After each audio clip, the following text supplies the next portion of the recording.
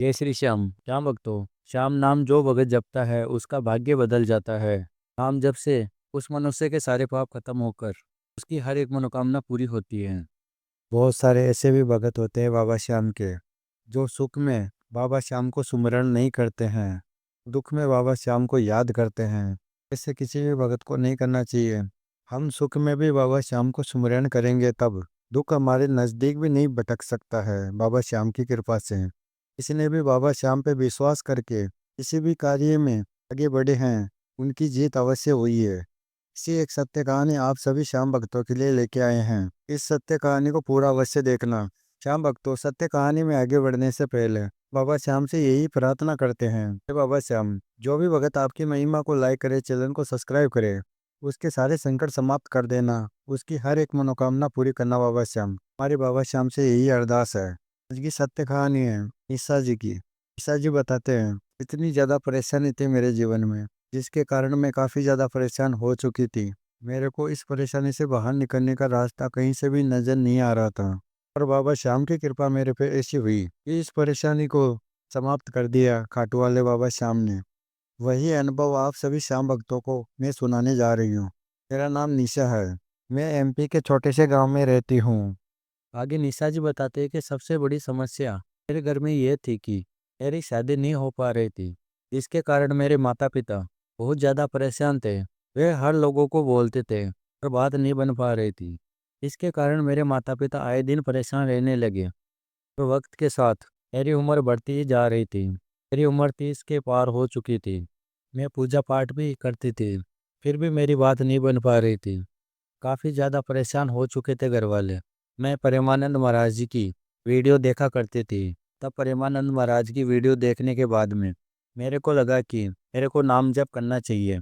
पर मेरे कुछ भी समझ में नहीं आ रहा था कि मैं किस भगवान का नाम जप करूं, जिससे मेरे को जल्द ही फ़ायदा मिले, जल्द ही मेरे सारे संकट समाप्त हो। मेरे कुछ ही नहीं समझ में आ रहा था। मेरे माता पिता बाबा श्याम की पूजा करते थे, परंतु उनका नाम जप नहीं करते थे। तब मैं एक दिन परमानंद महाराज की वीडियो देख रही थी। तब महाराज जी ने कहा कि आप किसी भी भगवान को मानते हो, किसी भी भगवान की पूजा करते हो, आप उनका नाम जप करिए, उनकी कृपा जल्दी ही प्राप्त करने के लिए। तो ये बात मैंने अपनी मम्मी को बोली। मेरी मम्मी ने कहा कि तुम बाबा श्याम का नाम जप करो।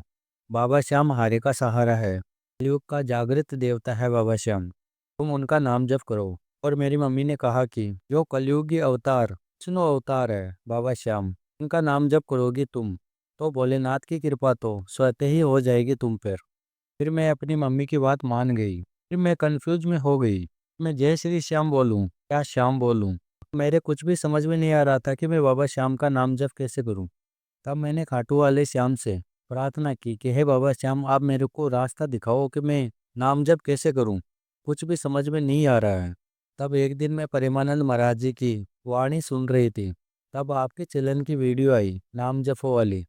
ये बाबा श्याम की ही कृपा थी जो वो वीडियो मेरे सामने आई। वीडियो देखने के बाद जो मेरे को कन्फ्यूजन हो रही थी कि मैं किसका क्या नाम जप करूं, वह दूर हो गया था। फिर अगले ही दिन मैंने संकल्प किया, हाथ में जल लेकर बाबा श्याम के समक्ष, और मैंने अपना गांव बोला, अपना गोत्र बोला और अपने माता पिता का नाम बोला। बाबा श्याम से प्रार्थना की, हे बाबा श्याम, मैं आपका नाम जप करने जा रही हूँ और मेरे जो भी परेशानी है वह बाबा श्याम आप दूर करना। आप तो अंतर्यामी हो, आपको सब पता है मैं किस संकट से घिरी हुई हूँ। आप सब कुछ जानते हो बाबा श्याम, मेरी मनोकामना पूरी करना। ये बाबा श्याम से मैंने प्रार्थना की। फिर मैं जय श्री श्याम का नाम जप करने लगी। मेरा समय नाम जप में ही गुजरता था। मैं चलते फिरते नाम जप ही किया करती थी। फिर मेरी मम्मी ने श्याम बाबा का नाम लेकर मेरे कपड़े में गांठ लगा दिया था। और मेरी मम्मी ने कहा कि तो तेरी शादी हो जाए तब तुम इस गांठ को खोल देना। मेरी मम्मी ने कहा कि जो भी अपने कपड़े में गांठ बांध के नाम जप करता है, तब बाबा श्याम उसके अरदास को बहुत ही जल्द सुन लेता है। तो ऐसा ही किया मैंने, और बाबा श्याम की कृपा मेरे पे इतनी जल्दी हो जाएगी ये मैंने कभी सोचा नहीं था। कि मैंने मेरे को नाम जप करते हुए हो रहे थे और मेरे घर में रिश्ता आया और मेरी शादी भी फिक्स हो गई। लड़के वाले को मैं अच्छी लगी, मेरे घर वाले को लड़का अच्छा लगा, हमारी शादी फिक्स हो गई। फिर मेरे पिताजी ने मेरी शादी करवा दी। फिर भी मेरा निरंतर नाम जप चलता रहता था। मैंने नाम जप करना छोड़ा नहीं था। यह कहते हैं ना कि सुख और दुख में हमेशा नाम जप करते रहना चाहिए। किसी भी मनुष्य को नाम जप छोड़ना नहीं चाहिए। यदि हम सुख में भी नाम जप करेंगे फिर हमारे जीवन में दुख आ नहीं सकता है, बाबा श्याम की कृपा से। तब शादी होने के बाद जब मेरी विदाई हो रही थी, तब मेरी मम्मी ने दुपट्टे में से गांठ खोल दिया था। अब मेरी शादी होने के बाद तो उस रात को घर पे पहुंची। मेरे ससुराल में गाय भी पालते हैं। तब मेरे देवर गाय को अंदर लेके आ रहे थे घर पर खेत से। खेत में कुआं था। फिर उसी रात को जब गाय को लेकर आ रहा था मेरा देवर, उसी गाय का बच्चा कुएं में चला गया। तो पूरे घर के आदमी चले गए उस गाय के बच्चे को बचाने के लिए। तो मेरे को अपनी माँ की बात याद आई। माँ ने कहा कि बेटा कभी भी इतनी भी बड़ी परेशानी क्यों ना है, तुम बाबा श्याम का नाम लेकर तुम अपने कपड़े में गांठ बांध लेना, परेशानी दूर हो जाएगी बाबा श्याम की कृपा से। मैंने वैसा ही किया। उस गाय के बच्चे के लिए अरदास करके मैंने गांठ बांध लिया श्याम नाम लेकर अपने कपड़े के। मैंने बाबा श्याम से कहा इस गाय के बच्चे को बचा लो, नहीं तो मैं आज ही आई हूँ इधर, सब मेरे को मनुष्य समझेंगे। बाबा श्याम आप मेरी लाज रखना। तब कुएं में उतरकर रस्सी से उस बच्चे को बांधकर कुएं से बाहर लेकर आए। ऑटो वाले बाबा श्याम की इतनी कृपा हुई कि उस गाय के बच्चे को कुछ भी नहीं हुआ था, बिल्कुल ठीक था। घर में प्रशंसा होने लगी मेरी। घर वाले ने कहा कि बहू के पैर कितने अच्छे हैं। गाय का बच्चा जो कुएं में गिर गया था उसको कुएं में से बाहर निकालते ही वह दौड़ने लग गया। इतनी तारीफ होने लगी मेरे घर में। गांव में सगुन अपशगुन बहुत मानते हैं। फिर मेरे को सब भाग्यशाली समझने लगे। बाबा श्याम की ही कृपा है। उनको क्या पता था कि गाय के बच्चे को बचाने वाला बाबा श्याम है। फिर आगे निशा जी बताते हैं, मेरे को जरा सी भी परेशानी होती है तब मैं अपने बाबा श्याम से ऐसे मांगती हूँ जैसे एक बेटी अपने पिताजी से मांगती है, वैसे ही मैं मांगती हूँ बाबा श्याम से। बाबा श्याम मेरी उस परेशानी को पल भर में ही समाप्त कर देता है। ऐसा है खाटू वाला मेरा बाबा श्याम।